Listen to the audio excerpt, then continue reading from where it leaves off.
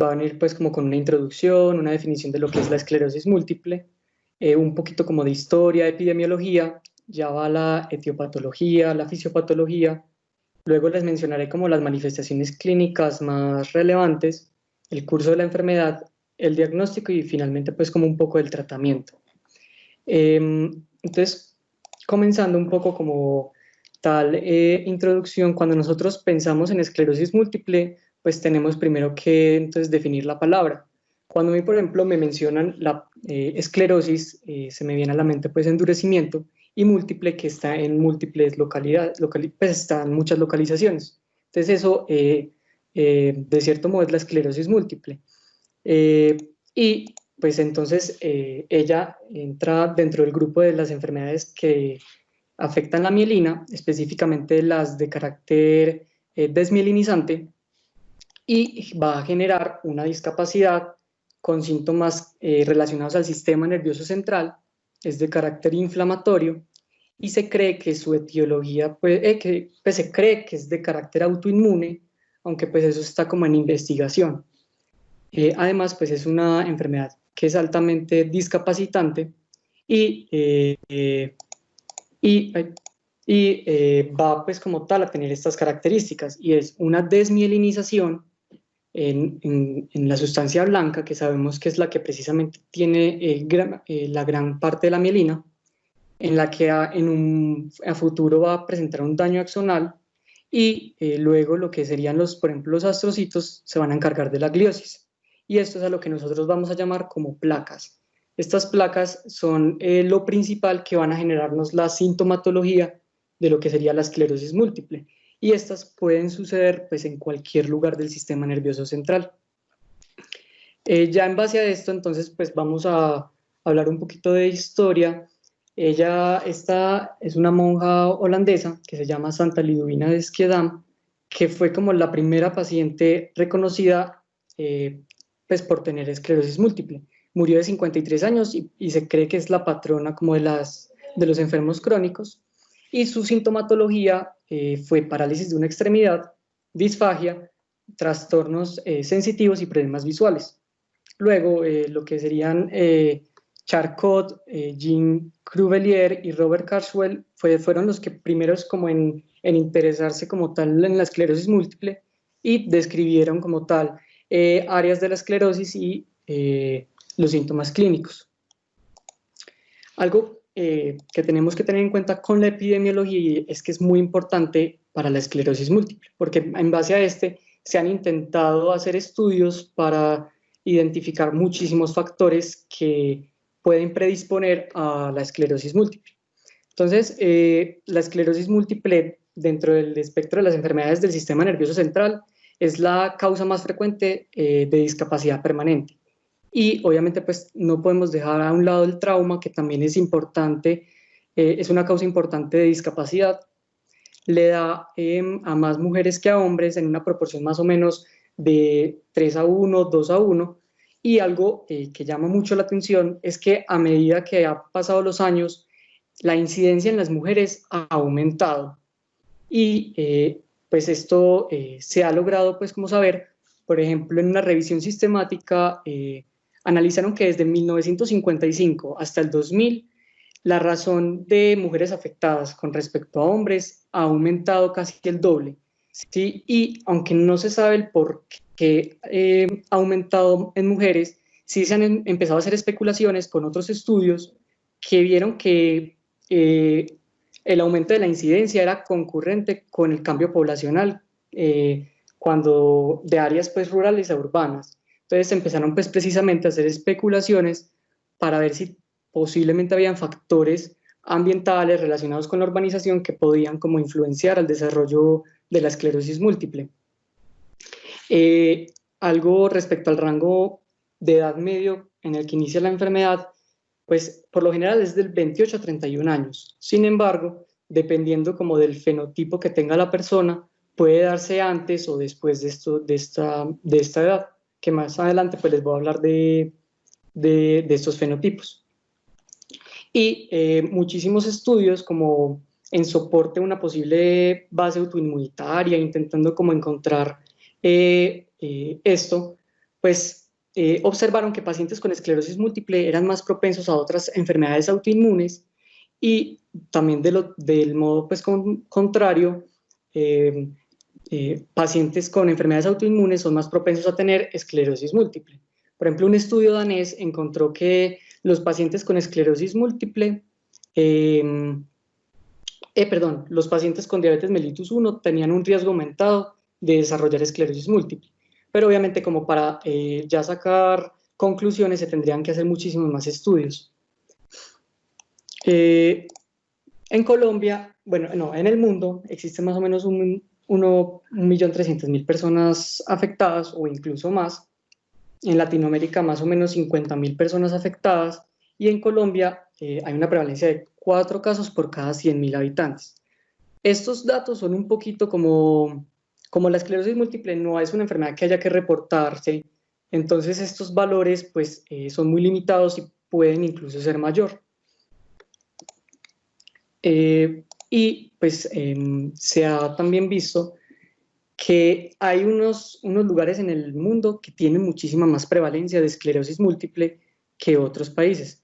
Por ejemplo, lo que sería Asia, Canadá, el norte de Estados Unidos, Europa, el sur de Australia, tienen una prevalencia de más o menos más o menos de 60 por 100.000 habitantes, ¿cierto? Y incluso algunas de estas áreas llegan a ser más de 100 por 100.000 habitantes. O incluso la tasa más alta reportada fue en estas islas, que son las islas de Orkney, que se reportó pues una prevalencia de 300 casos por 100.000 habitantes, pues que es como súper alto, ¿cierto? Y pues obviamente entonces esto, cada país varía mucho. Y antes de pasar, muchísimas especulaciones se estaban pues como dando respecto a por qué estos lugares tenían mayor prevalencia de esclerosis múltiple. Y se empezaron a sacar teorías como por ejemplo lo que sería la exposición al sol o el consumo de vitamina D podría estar involucrado como tal, como factor protector para la esclerosis múltiple, pues tener vitamina D. Y ya pues les voy a explicar de eso. Pero entonces vamos a hablar de la etiología, que es desconocida, pero como por su comportamiento, en el que hay inflamación, ahí se involucra como tal el sistema inmune, pues se está encaminando a que podría ser de carácter autoinmune. Y hay algunos factores que pueden aumentar el riesgo de padecer esclerosis múltiple. Estos factores son genéticos, ambientales, inmunológicos, incluso se están investigando infecciosos. Entonces vamos a ir repasando uno por uno. El primero es el genético. Se sabe que la esclerosis múltiple puede tener un patrón heredable porque pues, en un estudio encontraron que del 10 al 15% de los pacientes con esclerosis múltiple tendrán un familiar afectado por la enfermedad. Entonces esto llevó a hacer más investigaciones y han pues, como encontrado más de 200 polimorfismos asociados como tal a la esclerosis múltiple. Y hay uno en particular que llama mucho la atención y es en relación al complejo mayor de histocompatibilidad 2, que está pues, localizado en el cromosoma 6, específicamente el alelo HLA DRB1, que polimorfismos en este pues, se ha asociado a mayor riesgo de tener esclerosis múltiple. Y también se han identificado otros genes que no tienen que ver con el complejo mayor de histocompatibilidad, pero sí con el sistema inmune, que son, por ejemplo, el CD6, el receptor de interleuquina 2, pues se han asociado con aumentar el riesgo de desarrollar esclerosis múltiple. Y todo esto también se ha visto reforzado por genética, pues, por estudios genéticos hechos con gemelos, en el que en gemelos monocigóticos, si un gemelo monocigótico tiene esclerosis múltiple, el otro tiene hasta un 30 o incluso un 50% de también desarrollar esclerosis múltiple. Mientras que ya es disigótico, ya la probabilidad es más o menos del 5 al 6%, entonces el componente genético está ahí, pero pues aunque sí es elevado, es un 5 al 6%, pues ya de resto va de un 0.1% para la población en general a 4%. Bueno, y también se han dado estos factores que pueden aumentar el riesgo de, pues, de tener esclerosis múltiple. Uno es el ser mujer, que es el que no se ha podido pues como tal saber el por qué, pero los otros sí se han podido como estudiar un poco más. El tabaquismo, porque pues es un ejemplo perfecto en el que genera un ambiente proinflamatorio y pues en un ambiente proinflamatorio hay mayor probabilidad de que se genere un linfocito T reactivo a la mielina y pues haya más probabilidad de generar una inflamación.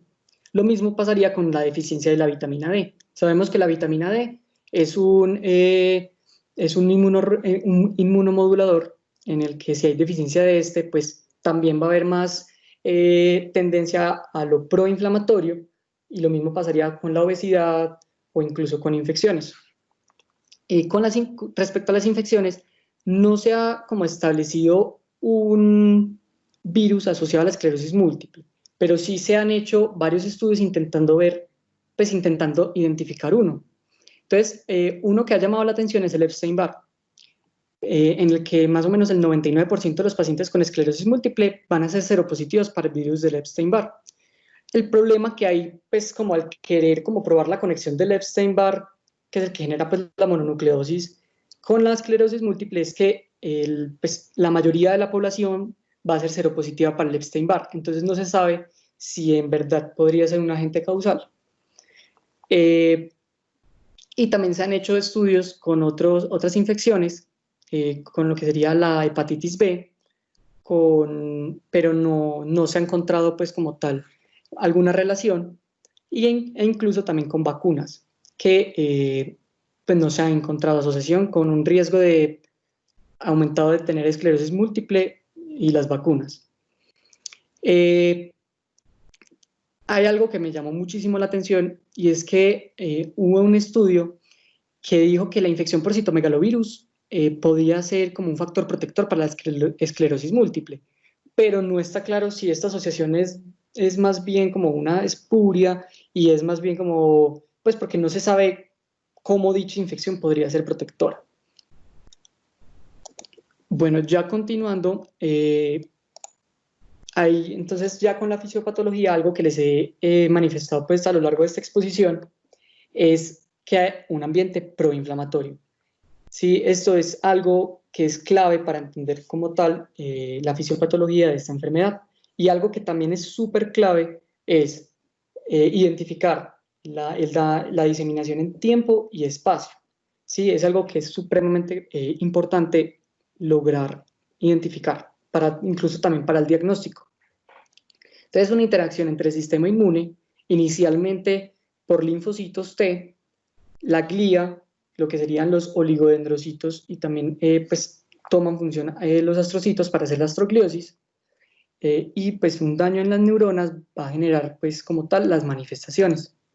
Entonces, hablándoles de la parte del sistema inmune, se han identificado pues como histopatológicamente la presencia de linfocitos T, CD4 en la esclerosis múltiple, principalmente, particularmente los TH17, que van a producir una cantidad de citoquinas proinflamatorias que van a generar un ambiente proinflamatorio, una sinapsis inmunológica que va a generar aún mayor producción de agentes proinflamatorios que van a su vez a inhibir a los linfocitos T reguladores, y esto va a generar como un ciclo vicioso para hacer un ambiente proinflamatorio que va a causar daño pues en las partes del sistema nervioso central.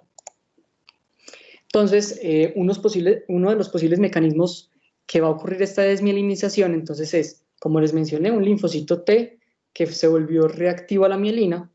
Este va a expresar sus moléculas de adhesión, va a viajar a la barrera hematoencefálica y va a generar una presentación antigénica con otras células y se va a activar en los linfocitos T y va a generar el ciclo que les acabé de mencionar.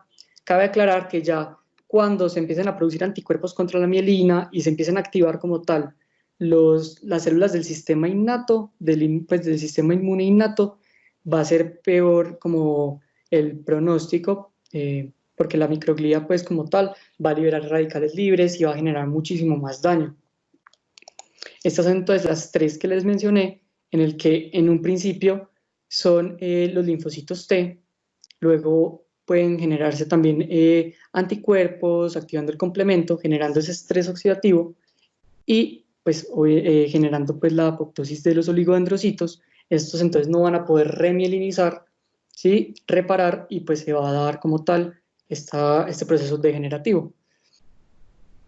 Y pues entonces estas lesiones que ya les mencioné que se llaman placas pueden estar localizadas en cualquier lugar del sistema nervioso central, pero estudios han identificado como unos lugares en los que se da mucho más. Estos son el nervio óptico, el puente, el cerebelo, ¿sí? La médula espinal. En estadios avanzados se puede incluso llegar a ver en la corteza cerebral y también en el cuerpo calloso. Y esto es lo que va a dar, y es por esta razón que se le llama la enfermedad de las mil caras, porque como es impredecible dónde va a darse esta nueva placa, no se sabe cuál podrá ser la nueva presentación, ni cuándo ni cuándo se podrá presentar. Entonces ya, en base a esto, van a haber unas manifestaciones clínicas. Como les dije, van a ser variables e impredecibles, pero sí se han identificado como una mayor prevalencia de síntomas sensoriales, luego irían los visuales, luego irían pues todos estos que los vamos a ir abordando cada uno, pero lo que sí necesito que les quede súper claro es que no hay manifestación clínica que sea única a la esclerosis múltiple, todas son súper variables y pues son un amplio espectro de manifestaciones que pueden ser sensoriales y motores. Entonces una historia clínica bien desarrollada con pues y un buen diagnóstico se podrá pues como hacer un diagnóstico temprano. Entonces vamos a empezar con la disfunción intestinal y urinaria. Esta se da pues un 50% de los pacientes pueden reportar como tal una disfunción intestinal, pero hasta un 75% disfunción vesical. Y esta disfunción vesical pues no puede presentarse como manifestación inicial, pero suele ser más común a medida que va avanzando la enfermedad. Y pues esta disfunción vesical es de acuerdo como al mecanismo fisiopatológico que lleve como que la vejiga no pueda evacuar o almacenar orina. Entonces, la que más se menciona es la hiperactividad del detrusor, que se debe pues cuando hay lesiones desmielinizantes corticales, ¿cierto? En la parte a nivel de la corteza frontal. Y esto, pues entonces el paciente va a llegar con síntomas de incontinencia, urgencia, y este pues, es el que más se presenta. Pero también se pueden presentar otros, como lo es, por ejemplo, la disinergia del esfínter del detrusor. Y esto, pues entonces va a ser causado por lesiones que involucran el centro de micción pontino, ¿cierto? O incluso también lesiones en la médula espinal que involucren centros parasimpáticos a nivel sacro. Entonces, el paciente va a llegar por por síntomas como misión incompleta o un flujo interrumpido. Y esto pues, lo puede tener un paciente con esclerosis múltiple, puede tener varios tipos concurrentes de disfunción vesical. También, luego, entonces, algo que es muy importante son las alteraciones cognitivas. Estas, pues, no se ven alteraciones cognitivas graves, solamente se logran ver en menos del 5% de los pacientes, pero al menos un 70% va a tener algún deterioro cognitivo. Pero obviamente cabe aclarar que los síndromes corticales como por ejemplo la afasia, la praxia, son raros, nada más se van a ver en estadios muy avanzados de la enfermedad. Y entonces las anomalías de este deterioro cognitivo que se suelen ver están como enfocados en la atención, en la memoria a corto plazo o en la velocidad del procesamiento de la información. Y hay que tener muy presente que esto está relacionado también con la depresión.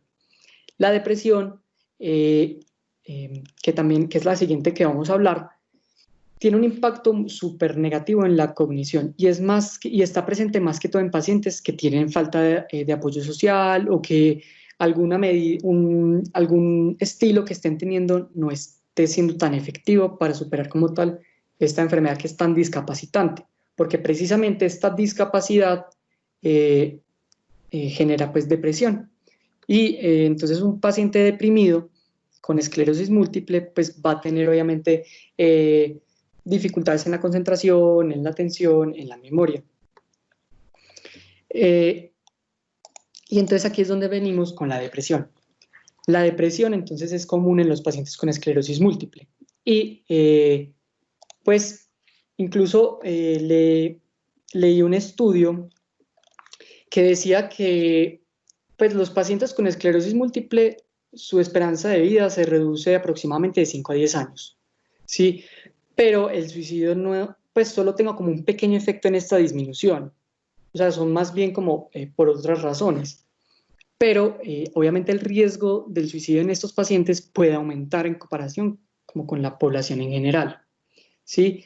Y hay algunas como comorbilidades médicas y psiquiátricas que van a contribuir a la depresión en esclerosis múltiple, como lo es el dolor, la ansiedad, la discapacidad como tal, el abuso de sustancias o incluso el deterioro cognitivo como tal puede generarlo. Y hay un ensayo que dice que el tratamiento con interferón beta puede contribuir al desarrollo o al desenmascaramiento de la depresión. Entonces, pero es nada más un estudio que encontré, pero otros estudios no han encontrado esa asociación. Pero pues hay que tenerla también en cuenta. Bueno, luego vamos a hablar de las anormalidades oculares que pueden tener los pacientes con esclerosis múltiple. Una de ellas es pues la neuritis óptica. Esta es una de las alteraciones que van a presentar los pacientes como manifestación inicial, más o menos del 20%. Y el paciente va a manifestar, por ejemplo, un escotoma. ¿Por qué? Porque la lesión está localizada en el nervio óptico y no es una lesión completa. Entonces, es por eso que es un escotoma. Va a haber, obviamente, también dolor retroocular, disminución precisamente de la agudeza visual, y a largo y en un periodo un poco más crónico se puede dar discromatopsia, específicamente lo de las ondas largas, es decir, el color rojo, que se denomina pues protanopía. ¿Sí? Hay otras anormalidades como tal oculares que son importantes tener en cuenta, que son, por ejemplo, la oftalmoplegia internuclear. Esta es cuando el fascículo longitudinal medial está afectado y esto hace que haya una alteración en lo que sería la mirada conjugada. Entonces, por ejemplo, en este video, que lo saqué pues de New England, ¿sí? Entonces miren cómo la mirada conjugada se ve afectada. Y entonces se dice, pues el nistagmus pendular suele suceder en más o menos del 2 al 4% de los pacientes con esclerosis múltiple, pero muchas de las veces que un paciente llega por un nistagmus pendular, tiene esclerosis múltiple. Y pues el nistagmus pendular pues es el que vemos aquí en pantalla, que son esas como oscilaciones pendulares rápidas que se asemejan como a como un temblor, pues sí. Y este nistagmus va a generar pues como tal un deterioro en la agudeza visual por ese desenfoque del movimiento ocular constante y también pues como tal por la neuropatía óptica que está sucediendo. Otras manifestaciones que se puede dar es respecto, pues por ejemplo, a una neuralgia del trigémino, que ahorita cuando estemos hablando de dolor, pues voy a profundizar un poco más. Y uno de los síntomas que más suelen sentir los pacientes, por así decirlo, es la fatiga. Este es pues entonces es el agotamiento físico que no está relacionado como tal con la cantidad de actividad realizada. Suele interferir en las actividades diarias de los pacientes y a medida que avanza el día va empeorando. Y algo característico también es que así como la mayoría de los síntomas, o si no podría decir todos, empeora con el calor, que en la siguiente diapositiva vamos a hablar de él, que es el fenómeno de Utov. Luego, hicieron una encuesta a más o menos unos 230 pacientes con esclerosis múltiple y para ver pues como qué impacto tenía la fatiga. y la fatiga, de hecho, se experimentó en el 86% de estos 230 pacientes y es como el síntoma que más angustia y dificultad daba, más cualquier otro síntoma. Y muchísimos de los pacientes incluso pueden sentirse fatigados con la fatiga al despertar, incluso aunque hayan dormido bien. Bueno, y obviamente también se va a ver la fatiga relacionada con exacerbaciones, con otros ataques agudos o con problemas secundarios asociados a la esclerosis múltiple, como cuáles: la depresión, el dolor, limitaciones en la movilidad, la misma discapacidad va a generar la fatiga, la espasticidad o el síndrome de piernas inquietas, pues va a generar la fatiga. Entonces, la sensibilidad al calor es algo que se le denomina fenómeno de Utov y es algo que se conoce pues, bastante bien en la esclerosis múltiple, que dice que unos pequeños aumentos en la temperatura pueden empeorar un síntoma que esté en este momento ocurriendo o que haya ocurrido en el pasado.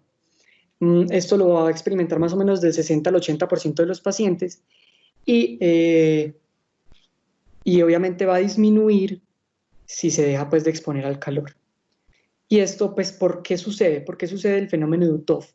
Pues se cree que se debe como a un bloqueo de la conducción, ¿cierto? Que precisamente aumenta este bloqueo con la temperatura corporal.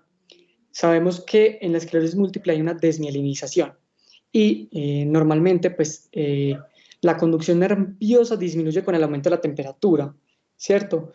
Y en los nervios que están desmielinizados, este punto en el que sucede el bloqueo se alcanza con temperaturas como el umbral es más bajo y va a generar pues entonces empeoramiento de los síntomas. Luego entonces vamos a ir con los síntomas motores. Ya hemos hablado varios síntomas sensitivos y ahora vamos con algunos de los motores y vamos a empezar con la mielitis transversa aguda. Esta va a ser una manifestación inicial en el 40% de los pacientes y van a ser lesiones localizadas como tal a nivel cervical o dorsal, la mayoría de las veces, y suele como tal iniciar en una pierna, se extiende y pasa de manera progresiva a la otra pierna. Hay pérdida de la fuerza, también hay, en caso de que se afecten como tal, la parte de los nervios parasimpáticos a nivel sacro, pues puede generarse, como les dije, la afección de los esfínteres. Y entonces esto es algo muy variable. También en estos pacientes se puede generar como tal paraparesia o paraplegia. Y son principalmente como tal cuando hay cuando se involucran precisamente vías ascendentes o descendentes. Entonces, si son descendentes, pues van a ser síntomas motores y si son ascendentes, pues sensitivos. Aquí en la imagen de arriba podemos ver dos placas que están como tal abarcando la parte de grácilis cuneiforme, el tracto corticoespinal lateral, el tracto espinotalámico, bueno, no tanto, un pedacito, que precisamente entonces va a reflejar lo que va a pasar con el paciente. Entonces, los hallazgos que normalmente vamos a encontrar va a ser espasticidad, ¿sí? Marcada más que todo en las piernas. Va a haber también una hiperreflexia, puede llegar incluso a ser clonus, pero ojo, también se puede dar una hiporreflexia. ¿Por qué? Si por ejemplo en la imagen del centro ven que es donde está la X, si ahí es el lugar donde sucedió la placa, pues no se va a poder como dar el arco reflejo y no va a poder subir como tal las aferencias y no va a haber pues como tal respuesta del reflejo. Y pues entonces se va a dar lo que sería la paraparesia espástica progresiva. Y algo muy característico es que estas manifestaciones son asimétricas. Si uno se encuentra con algo muy simétrico, uno también debería pues, como sospechar algún otro diagnóstico. Y estos pacientes también pueden tener como tal una atrofia que suele ser por desuso. Muy poco frecuente va a ser por denervación, muy poco frecuente. Bueno, también entonces tenemos lo que sería algo que también se conoce mucho con la esclerosis múltiple, que es el signo de Lermite. ¿Qué es el signo de Lermite? Es un síntoma sensorial que los pacientes como tal describen como una descarga eléctrica que se irradia por toda la columna o incluso hasta los miembros inferiores, y que se suele ocurrir después de hacer una flexión del cuello. Este signo de Lermite va a variar de paciente a paciente. Puede que en un paciente ocurra con el menor movimiento de la cabeza o el cuello, y puede que en otro se necesite de un poco, pues de una flexión un poco más, como digo, un poco más grande, ¿no? Una flexión más marcada para que se suceda el signo de Lermite. ¿Y por qué sucede? Eh, pues puede suceder por precisamente, hay un proceso inflamatorio que está involucrando la médula, y esa compresión pues va a generar como tal esa descarga, ¿sí? Y ojo, también hay que tener en cuenta que aunque se encuentra con mayor frecuencia en la esclerosis múltiple, el signo de Lermite también se puede dar en otros trastornos, como lo sería en una lesión cervical, o tumores, una hernia del disco, ¿sí? O unos traumatismos pueden generar como tal el signo de Lermite, pero se ve principalmente en la esclerosis. Algo muy importante también que me faltó mencionarles es, hay algo que se le denomina el abrazo de la esclerosis múltiple. El abrazo de la esclerosis múltiple o signo de anaconda se atribuye como tal a un dolor neuropático que se da por espasticidad de los músculos que están localizados a nivel torácico y abdominal, y el paciente lo describe como un agarre o un dolor de tipo opresivo que es incómodo o incluso doloroso.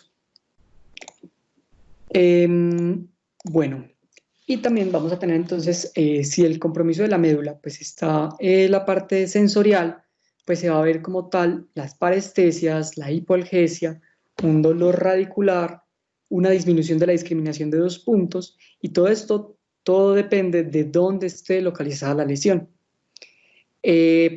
Los síntomas sensoriales prácticamente están presentes en casi todos los pacientes en algún momento durante el curso de la enfermedad, y pueden reflejar, como les dije, lesiones espinotalámicas o también, por ejemplo, de gracilis cuneiforme. Y el paciente va a llegar diciendo que pues, él va a usar los términos no médicos pues, para describir esto. Bueno, ahora tenemos el dolor. El dolor es algo que pues, los pacientes con esclerosis múltiple pueden presentar tanto hipoalgesia como hiperalgesia, ¿cierto? Esta hiperalgesia puede ser como tal, tanto neurogénica como no neurogénica, ¿cierto? Y en un estudio que se hizo, en un metaanálisis, encontraron 28 estudios que reunían entre ellos 7.000 sujetos. Y en estos 7.000 sujetos había dolor en un 63%. Y estos dolores estaban entonces un dolor como tal dolor de cabeza, dolor en alguna extremidad, también estaba el dolor de espalda, también estaba el Lermite, ¿cierto? El signo del Lermite, los espasmos dolorosos y en menor medida la neuralgia del trigémino. Y también hay que tener en cuenta que el dolor puede ser provocado por fracturas que son a causa de medicamentos que se usan pues, en la esclerosis múltiple. Bueno, también está la disfunción sexual. Los pacientes, al menos un 50% de los pacientes con esclerosis múltiple va a tener alguna alteración pues van a estar inactivos sexualmente, ¿sí? En los hombres, las quejas más comúnmente que llegan por parte de los pacientes es disminución de la libido o incapacidad de llegar a la erección, la desaparición de la erección matutina, la eyaculación precoz, reducción de las sensaciones en el pene, y esto precisamente puede ser por causas, sí, en lesiones en las vías motoras y sensoriales, o también pueden ser como tal causas psicogénicas relacionadas con autoimagen, autoestima, miedo al rechazo, y esto pues puede generar precisamente estos o incluso la depresión. Y en las mujeres vienen casi también por lo mismo, pues disminución de la libido, dificultad para llegar al orgasmo, dispareunia y disminución de la lubricación vaginal. Bueno, luego algo que también se ve mucho en los pacientes con esclerosis múltiple son las alteraciones del sueño. Hubo una revisión sistemática en el 2015 que identificó que los trastornos del sueño sí estaban presentes en la esclerosis múltiple y clasificaron como tal los siguientes pues como trastornos.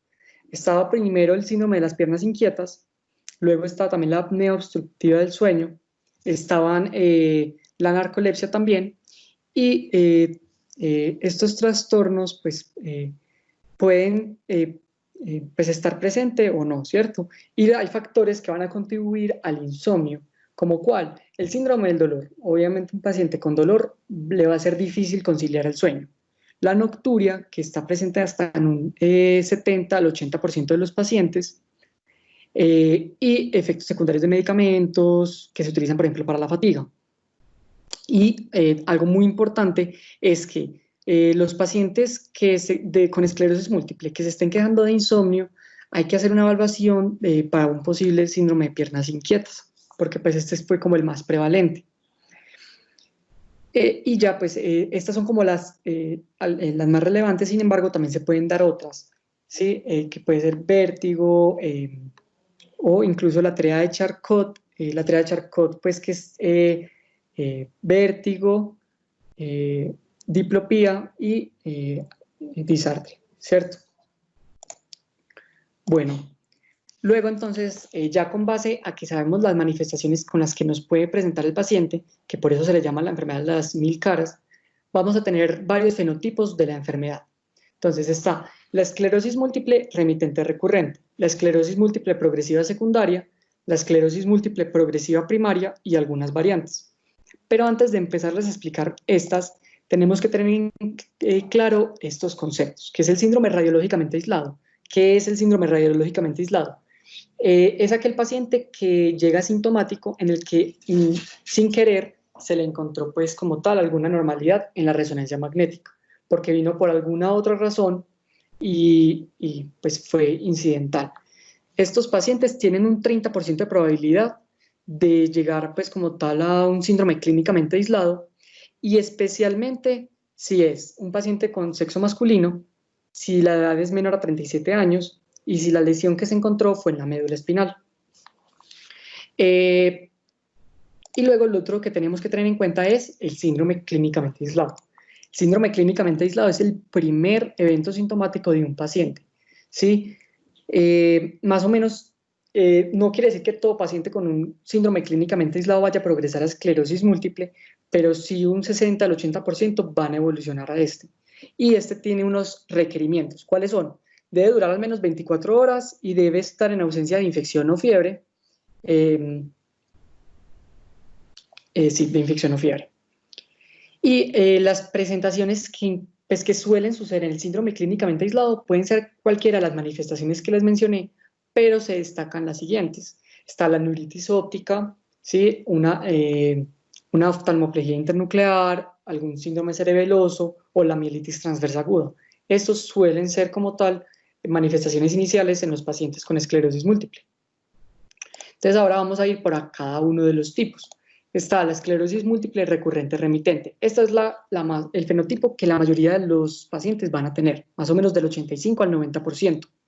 Y se caracteriza porque van a haber recaídas, que son las partes como tal verticales que ven, ¿sí? Que pueden tener remisión, ¿sí? Completa o incompleta. Entonces, por ejemplo, en la gráfica vemos una recaída que aumentó la discapacidad. Esa discapacidad se mantuvo por un tiempo y después empezó a suceder una remisión, ¿sí? Luego vemos que después de un tiempo pues no hubo ninguna recaída, pero luego sucedió otra recaída que no tuvo una recuperación completa. Entonces ese paciente va a quedar con una discapacidad y con unos déficits como tal residuales. Y estos pacientes suelen progresar como tal a una esclerosis múltiple progresiva secundaria, ¿cierto? No hay como una manera para saber cuándo el paciente pasó de remitente recurrente a progresiva secundaria, sino que se hace más bien como de manera retrospectiva en qué momento el paciente empezó a progresar su discapacidad. Y esta esclerosis múltiple remitente recurrente se pueden caracterizar como, pues de la siguiente manera. Si es activa, sí, es decir, si hay recaídas o evidencia de nuevas lesiones. Entonces, las flechitas moradas son evidencias de nuevas lesiones en la resonancia magnética y las recaídas son las líneas verticales. También puede ser no activa, ¿sí? En la que es completamente horizontal. También puede ser empeorando o no empeorando. Si está empeorando, quiere decir que quedó una discapacidad. Bueno, luego nos vamos con la esclerosis múltiple progresiva secundaria. Esta, pues más o menos 19 años después de la esclerosis múltiple recurrente remitente es cuando se suele dar esta, ¿sí? Y en esta van a haber periodos en las que va a haber progresión con o sin recaídas. Entonces aquí vemos la parte gris, es la esclerosis múltiple remitente recurrente, y luego todo el tiempo hay una progresión. Puede haber recaídas o no recaídas y puede haber actividad nueva en la resonancia magnética o, no, o puede haber pues, sin actividad. Bueno, y aquí es cuando ya al paciente como la enfermedad ya estaba avanzando, se pueden ver síntomas un poco más atípicos, como lo sería cuando se empieza a involucrar como tal la corteza. Luego está la esclerosis múltiple progresiva primaria. Esta no empieza como la remitente recurrente, sino que desde un principio empieza la discapacidad, progresa sin recuperación. ¿Sí? En este pueden suceder incluso lesiones silenciosas, es decir, lesiones que estén afectando, por ejemplo, la parte emotiva y que el paciente no se esté dando mucho cuenta de esto. Y obviamente también puede haber exacerbaciones, ¿cierto? Bueno, más o menos el 10 al 20% de los pacientes van a empezar con este fenotipo. Bueno, y están estas dos variantes que son la variante de Marburg y la esclerosis concéntrica de Valo. Entonces, estas las trae porque pues, son como las dos más curiosas. Marburg es un inicio agudo y fulminante de un proceso desmielinizante progresivo y suele ser pues como tal, suele empezar en personas de la edad de 15 años más o menos, y se pueden observar placas de gran tamaño en la resonancia y son pues bastante pues de mal pronóstico. Y se cree que la fisiopatología de esta variante es que desde un principio se inicia con la microglía sin una regulación como tal de esta. Luego está la esclerosis concéntrica de Valo, cuyas en las placas se ven tienen una forma característica como en banda, ¿sí? Y los pacientes se pueden presentar con síntomas atípicos, como lo sería un dolor de cabeza, convulsiones, algún estado mental alterado, ¿sí? O incluso signos de presión intracraneal aumentados. Luego, entonces, nosotros, ¿cómo vamos a evaluar a un paciente con esclerosis múltiple? Son con unas escalas de discapacidad en las que se ve el paciente si tiene o no discapacidad. Entonces, está esta escala, que es la de Kurske, que es 1 si no tiene discapacidad o si tiene signos neurológicos mínimos, 2 es si tiene discapacidad mínima, 3 moderada, ¿cierto? 4 es como pues va aumentando como tal de nivel. Y la 10 es muerte debido a la esclerosis múltiple, por ejemplo, por una parálisis respiratoria, por coma o por alguna crisis convulsiva. También está está también pues esta escala que es como los estados de la enfermedad en el paciente, ¿cierto? Entonces también es lo mismo como si necesita o no silla de ruedas, si tiene o no alteraciones en la marcha y pues también se evalúa así. Bueno, entonces nosotros ya para llegar al diagnóstico, nosotros primero tenemos que evaluar entonces al paciente. Entonces, el diagnóstico se necesita hacer temprano. ¿Por qué? Porque, pues como tal, la esclerosis múltiple es una de las enfermedades que más costo económico necesita, ¿sí? Y según pues aquí en Colombia, según datos del Ministerio de Salud, representa casi el 10% del gasto en salud, del gasto colombiano en salud. Sí, le sigue el cáncer de seno y el VIH. Entonces es una enfermedad que pues, lo ideal sería hacer un diagnóstico temprano. Y algo muy importante que necesitamos saber para el diagnóstico, espérenme un segundito, no me demoro.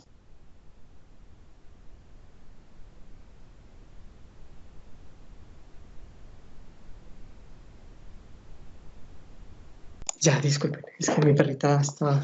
Bueno, están entonces, el gadolinio es un método de contraste que se utiliza para precisamente la resonancia magnética, que es como tal la prueba estándar para diagnosticar la esclerosis múltiple. Las lesiones, cuando están activas, cuando son agudas, se hacen permeables como tal al gadolinio, y eso permite diferenciar en la resonancia magnética una lesión aguda de una previa. Bueno, entonces el diagnóstico nosotros no lo basamos.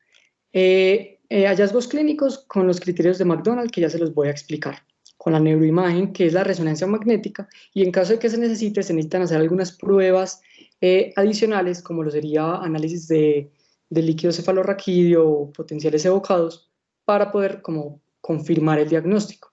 Porque siempre la esclerosis múltiple, si hay algo que pueda explicar la sintomatología, que no sea esclerosis múltiple, pues sería orientarse más por ese diagnóstico. Y entonces tenemos que saber que hay algunas como características que nos van que van a ser sugestivas de esclerosis múltiple. La neuritis óptica es una de estas. Si paciente con neuritis óptica pues se le puede evaluar. Luego está el signo del Hermit, pero que les dije también puede ocurrir en otros momentos. También está la sensibilidad al calor, o sea, el fenómeno de Uthoff, es bastante característico. Fatiga y si hay como tal recaídas con remisiones o sin remisiones. Entonces, los criterios de McDonald se encargan, pues se actualizaron en el 2017 y se encargan como tal de identificar la lesión diseminada en tiempo y en espacio. ¿Sí? Eso es lo que buscan los criterios de McDonald. Uno poder ver si tiene una lesión que esté ubicada anatómicamente en diferentes partes y también en diferentes tiempos. Bueno, y la resonancia magnética sirve mucho para como tal ver estas lesiones. ¿Sí? Es la prueba como tal de elección. Y como tal incluso los criterios de diagnóstico de McDonald incluyen requisitos de resonancia magnética para poder demostrar esa diseminación en espacio y en tiempo, como con las lesiones agudas y las lesiones previas. Estas lesiones, ¿cómo se caracterizan? Son ovoideas, son delimitadas. Cuando son agudas, son menos delimitadas, pero siempre se nota como esa delimitación. Y cuando son crónicas, están aún más delimitadas. Suelen estar localizadas en la región periventricular, yuxtacortical o incluso, pues como vimos, en cualquier otro lugar. Aquí podemos ver unas cuantas resonancias magnéticas en las que podemos ver, por ejemplo, en la primera, pues vemos como tal estas placas definidas, ¿sí? Sugestivas de esclerosis múltiple.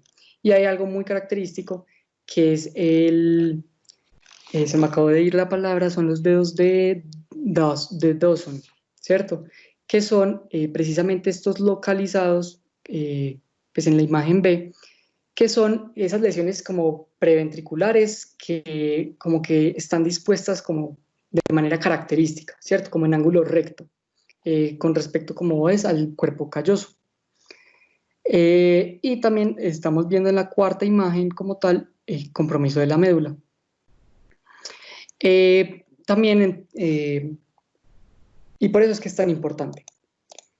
También aquí, por ejemplo, podemos ver un engrosamiento del nervio óptico, ¿sí? Aquí podríamos entonces una neuritis óptica, que pues nos ayudaría a confirmar como tal esa diseminación en espacio. Nosotros entonces las pruebas adicionales que usamos, ¿cuáles son? Están el análisis del líquido cefalorraquídeo, es útil para, además de poder descartar otras patologías, también nos va a mostrar más o menos el 95% de los pacientes unas bandas oligoclonales. Y en el 5% de los pacientes extra se cree que son los de la variante de Marburg que les expliqué. Ellos no tienen bandas oligoclonales porque desde un principio es función del sistema inmune innato, entonces no se generan pues como tal estas inmunoglobulinas. Y también están los potenciales evocados, que nos sirven también para orientar como tal ese diagnóstico, ¿cierto?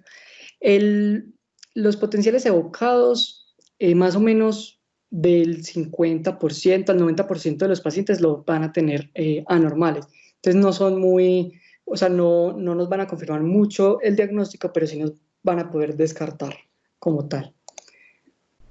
Y ya como tal el tratamiento, entonces nosotros, ¿cuál es el objetivo del tratamiento?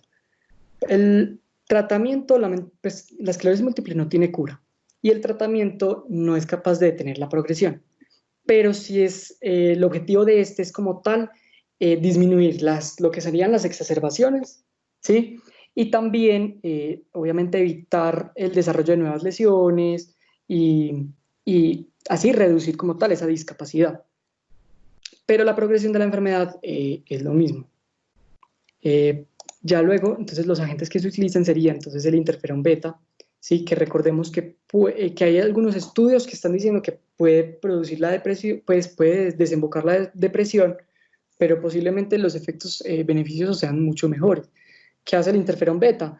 Va precisamente a inhibir la proliferación de los leucocitos y va a inhibir como tal la presentación antigénica. Entonces sirve para como inhibir ese ciclo vicioso que les estaba mencionando ahorita y disminuir ese ambiente proinflamatorio. Y también, pues como tal, inhibe esa migración de linfocitos T. Y también está el acetato de glatiramer, que también aumenta la producción de linfocitos TH2. Recordemos que estos linfocitos TH2 son más antiinflamatorios, ¿sí? Entonces van a producir esas citoquinas antiinflamatorias y van a reducir ese ambiente proinflamatorio que les dije que era clave para entender la fisiopatología.